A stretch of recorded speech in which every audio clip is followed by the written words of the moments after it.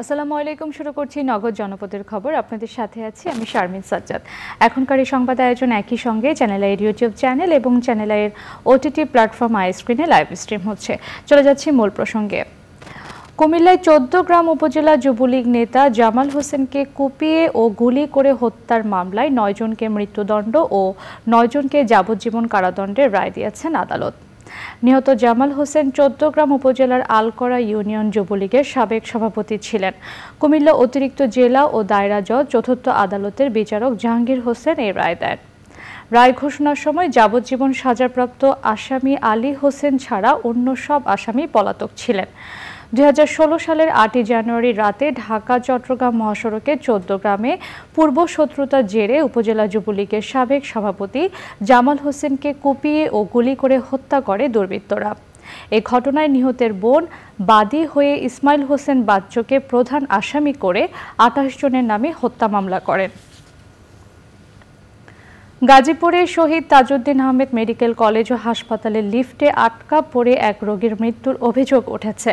সকাল 11টার দিকে হাসপাতালের লিফট হঠাৎ বন্ধ হয়ে যাওয়ায় লিফটে থাকা মমতাজ বেগম নামে হাসপাতালে চিকিৎসাধীন এক রোগী মারা যান। স্বজনরা জানায় সকাল 6টার দিকে অসুস্থতার কারণে মমতাজকে নিয়ে হাসপাতালের জরুরি বিভাগে যান ছেলে মান্নান ও মেয়ে শারমিন। মমতাজের শারীরিক অবস্থা দেখে তাকে ভর্তি নেওয়া হয় হাসপাতালে।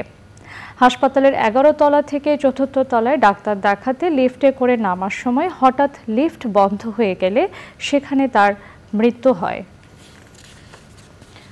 কক্সবাজারে উখিয়ার রোহিঙ্গা ক্যাম্প পরিদর্শন করেছেন পররাষ্ট্র মন্ত্রণালয় সম্পর্কিত সংসদীয় স্থায়ী কমিটির সভাপতি একে আব্দুল মোমেনের নেতৃত্বে 6 সদস্যের সংসদীয় কমিটি। পরিদর্শন শেষে রোহিঙ্গা কমিউনিটি লিডারদের সাথে মতবিনিময় করে সংসদীয় কমিটি। পরে তারা ঘুমধুম ট্রানজিট ক্যাম্প পরিদর্শন করেন। একে আব্দুল মোমিনের নেতৃত্বে প্রতিনিধি দলে আছেন Nurul Islam Nahid MP, whip Saimum Sarwar Kamal MP, Nahim Razzaq MP, Habibur Rahman MP ও জারা জাবিন মাহবুব এমপি। বিকেলে শরণার্থী ত্রাণ ও প্রত্যাবাসন কমিশনার কার্যালয়ে পররাষ্ট্র মন্ত্রণালয় সম্পর্কিত সংসদীয় স্থায়ী কমিটির বৈঠকে যোগ দেবেন সদস্যরা। বৈঠকে পররাষ্ট্রমন্ত্রী ডক্টর হাসান মাহমুদ উপস্থিত থাকার কথা রয়েছে। প্রিয় দর্শক, এবারে প্রতিনিধিদের পাঠানো তথ্য ভিডিও চিত্র নিয়ে রাজীব আহমেদের রিপোর্ট। ময়মনসিংহে স্মার্ট বাংলাদেশ বিনির্মাণে সর্বজনীন পেনশন স্কিমের গুরুত্ব বিষয়ে মতবিনিময় সভা হয়েছে। প্রধান অতিথি ছিলেন জেলা প্রশাসক দিদারে আলম মোহাম্মদ মাকসুদ চৌধুরী।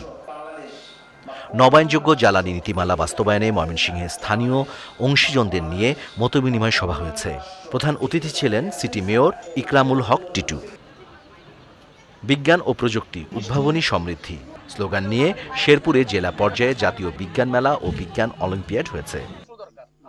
বাগেরহাটের মোরেলগঞ্জে আগুনে বসতঘর পুড়ে ক্ষতিগ্রস্তদের আর্থিক সহায়তা ও গৃহস্থলী সরঞ্জাম দিয়েছেন উপজেলা ভাইস চেয়ারম্যান মোজাম্মেল হক ও ভাইস চেয়ারম্যান প্রার্থী এনামুল হক রিপন। গাইবান্ধার গোবিন্দগঞ্জে হজ প্রশিক্ষণ ও হাজি সমাবেশ হয়েছে। স্থানীয় ফুলপুকুরিয়া সরকারি প্রাথমিক বিদ্যালয় মাঠে প্রশিক্ষণে অংশ নেন 500-এরও বেশি হজযাত্রী। বরিশালে অনুষ্ঠিত হয়েছে নীতি নৈতিকতা বিষয়ক যুব কর্মশালা।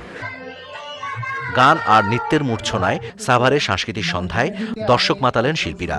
অনুষ্ঠানে প্রধান অতিথি ছিলেন সংসদ সদস্য মোহাম্মদ সাইফুল ইসলাম। বিশেষ অতিথি ছিলেন সাবেক প্রতিমন্ত্রী ডক্টর এনামুর রহমান, উপজেলা চেয়ারম্যান মঞ্জুরুল আলম রাজীব ও অন্যরা। Rajib Ahmed, channel I. কক্সবাজারের ডিসি সাহেবের বলি খেলায় দ্বিতীয়বারের মতো চ্যাম্পিয়ন হয়েছেন কুমিল্লার হোমনা উপজেলার মণিপুর গ্রামের বাঘা শরীফ বলি।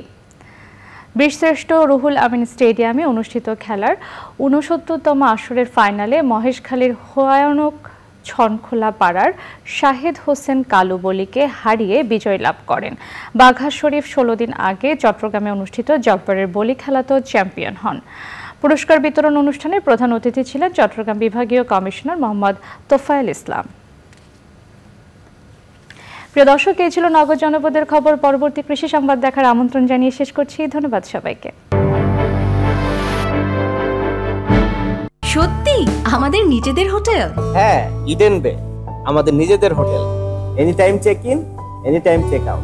Eden Bay, a concern of Bhaiya Hotels. এই নাও। ফ্লাইট কখন বৌমা? কাল দুপুরে। মাশাআল্লাহ, কত অল্প বয়সী তোমরা হজে যাচ্ছ। টেনশন হচ্ছে? আরে না, কতদিন বিদেশে থাকবা? কোন নম্বরে ফোন দিয়ে তোমাদের পাবো? আমরা তো গ্রামীণ ফোন নম্বরেই রোমিং করেছি। রোমিং? গ্রামীণ ফোন রোমিং মানে বিদেশেও আমাদের একই নম্বরে পাবে। গ্রামীণ ফোন নম্বরে রোমিং চালু করে দেশের বাইরেও থাকুন প্রিয়জনের কাছে।